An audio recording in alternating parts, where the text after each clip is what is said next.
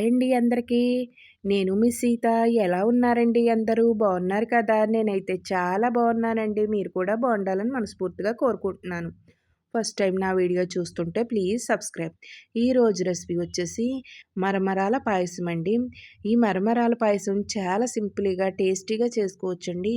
తక్కువ టైంలో మనం పిల్లలకి ఇలా స్వీట్ చేసి పెట్టొచ్చండి. చాలా ఇష్టంగా తింటారండి పిల్లలు. పిల్లలు మరమరాలు ఎక్కువగా ఇష్టంగా తింటారు కదండీ! ఆ మరమరాలతోనే ఇలా పాయసం చేసి పెట్టండి. చాలా ఇష్టంగా తింటారండి. హెల్త్‌కి కూడా చాలా మంచిదండి. దాన్ని ఏ విధంగా తయారు చేసుకుందామో చూసేద్దాం రండి. ముందుగా ఒక కప్పుతో అయితే మరమరాలను తీసుకున్నానండి. ఈ పక్కన పెట్టుకొని ఇప్పుడు స్టవ్ వెలిగించుకొని ఒక కడాయిని పెట్టుకుందామండి. కడాయి వేడెక్కాక 2 టేబుల్ స్పూన్లు అయితే నెయ్యిని వేసుకుందామండి. ఇలా నెయ్యి వేడెక్కాక కొన్ని జీడిపప్పులు, కొంచెం బాదం పప్పులు కూడా ఇలా డ్రై ఫ్రూట్స్‌ని అయితే వేయించుకుందామండి. లైట్ గోల్డెన్ కలర్‌లో వేయించుకుందామండి. ఎక్కువ కలర్ వచ్చేసేదాకా వేయించుకోవద్దండి. లైట్ కలర్ అయితే సరిపోద్ది. ఇలా వేయించేసుకున్న వాటిలనైతే కొద్దిగా కలర్ చేంజ్ అయిన తర్వాత ఒక ప్లేట్ తీసుకుని ఆ ప్లేట్లోకి అయితే తీసేసుకోండి. ముద్దే ముద్దే కలర్ కాకుండా లైట్ కలర్ వచ్చాక వేయించుకున్నవి పక్కకు పెట్టేసుకోండి ఒక ప్లేట్లోకి తీసుకుని. ఇప్పుడు అదే కడాయిలో నెయ్యి ఉంది కదండి, ఇప్పుడు మరమరాలనైతే అందులో వేసేసి వేయించేసుకోండి. కొద్దిగా లైట్ కలర్ వచ్చేదాకా వేయించుకోండి.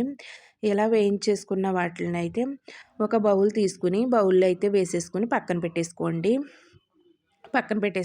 ఇవి కూడా పక్కన పెట్టేసుకోండి. ఇప్పుడు అదే కడాయిలో మనం కప్పు మరమరాలు తీసుకున్నాం కదండి, ఒక అరకప్పు అయితే పంచదారను తీసుకోండి. ఇలా పంచదారను తీసుకొని నేనైతే ఒక గ్లాసున్నర అయితే పాలనైతే పోసుకుంటున్నానండి. కాచి చల్లార్చిన పాలనైతే వేసుకుంటున్నానండి. ముందుగానే పాలను మరిగించుకుని పక్కన పెట్టుకుని చల్లారిన తర్వాత ఒక గ్లాసున్నర అయితే వేసుకుంటున్నానండి. ఇలా ఒక గ్లాసున్నర వేసుకుంటే కరెక్ట్గా సరిపోతాయండి. ఇలా వేసుకొని బాగా పంచదార అంతా కరిగించేసుకోవాలండి. ఇప్పుడు మంచి ఫ్లేవర్ కోసం ఒక స్పూన్ యాలకుల పొడి అండి, ఆ పొడిని కూడా వేసేసుకుని బాగా కలిపేసుకుందామండి. ఇలా కొంచెం కొంచెం మరుగడుద్ది కదండి, ఇలా మరిగించుకుందామండి. ఇలా మరిగేటప్పుడే ఒక 3 స్పూన్లు అయితే వెండి కొబ్బరి పొడి అండి, కొద్దిగా వేయించి పెట్టుకున్నాను, ఆ పొడిని అయితే వేసేసుకుంటున్నానండి. వెండి కొబ్బరి పొడి, ఆ కొబ్బరి పొడిని కూడా వేసేసుకుని బాగా కలిపేసుకుందామండి.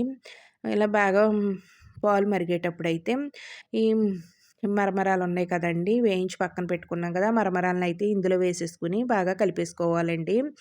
మొత్తం అంతా కూడా కలిసేదాకా కలిపేసుకోవాలండి. పలసగా ఉంది కదండి, ఇంకా కొంచెం చిక్కబడేదాకా మనం ఇలా కలుపుకుంటూ ఉందామండి. అలా లో టు మీడియం మంట మీద పెట్టుకుని ఈ విధంగా అయితే కలుపుకుంటూ ఉంటే కొంచెం దగ్గర పడుద్దండి ఈ పరమాన్నం. ఈ పాయసం అండి.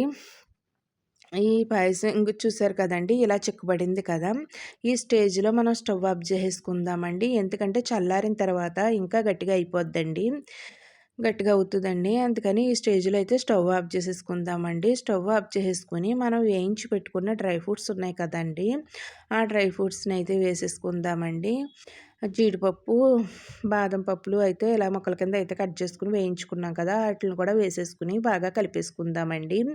మొత్తం అంతా కూడా కలిపేసుకొని ఇంకా చల్లారిన తర్వాత ఇంకా చిక్కబడద్దండి ఇది. ఇప్పుడు ఈ స్టేజ్లో అయితే మనం కట్టేసుకోవాలండి. ఇప్పుడు ఒక బౌల్ తీసుకుని బౌల్లో అయితే వేసేసుకుందామండి. చాలా సింపుల్గా టేస్టీగా చేసుకోవచ్చండి. మనకి ఎక్కువ టైం కూడా పట్టదండి ఈ మరమరాల పాయసం. చాలా ఇష్టంగా తింటారండి పిల్లలు, స్వీట్ కదా. ఒకసారి చేసి పెట్టండి, మళ్ళీ మళ్ళీ ఈ విధంగానే చేయమంటారండి, అంత బాగుంటుందండి ఈ పాయసం అయితేని. చాలా టేస్టీగా ఉంటుందండి. పిల్లలు అడిగినప్పుడు ఈ విధంగా చేసి పెట్టండి, చాలా ఇష్టంగా తింటారండి. మరమరాలు అంటేనే పిల్లలకి ఇష్టం కదా, మరమరాలు ఇష్టంగా తింటారు కదండి. ఇలా చేసి పెడితే ఇంకా ఇష్టంగా తింటారండి. నా వీడియో నచ్చితే మీ ఫ్రెండ్స్కి, రిలేటివ్స్కి షేర్ చేయండి. వీడియో చూసి లైక్ చేయండి. ఈ రెసిపీని ట్రై చేసి నాకైతే కామెంట్లో చెప్పండి మీకైతే ఏ విధంగా వచ్చిందో. అలాగే వీడియో చూసిన తర్వాత లైక్ చేయటం మాత్రం మర్చిపోవద్దండి. అలాగే మన ఛానల్ని ఎవరైనా సబ్స్క్రైబ్ చేసుకోకపోతే సబ్స్క్రైబ్ కూడా చేసుకోండి. బాయ్ అండి, నెక్స్ట్ వీడియోలో కలుసుకుందాం.